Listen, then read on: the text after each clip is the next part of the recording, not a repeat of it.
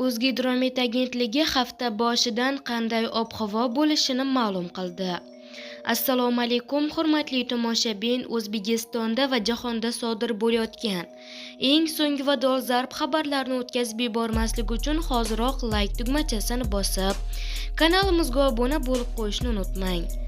Diqqat qiling, hafta boshidan respublikaning tog'oldi va tog'li hududlarida havo o'zgaruvchan bo'ladi.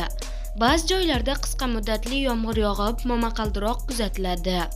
Qoraqalpog'iston Respublikasi va Xorazm viloyati, Buxoro va Navoiy, Toshkent, Sirdaryo va Samarqand viloyatlarida qisqa muddatli yomg'ir yog'adi. Momaqaldiroq bo'ladi. Kechasi 17-22 daraja, kunduz kunlari 28-33 daraja issiq bo'ladi.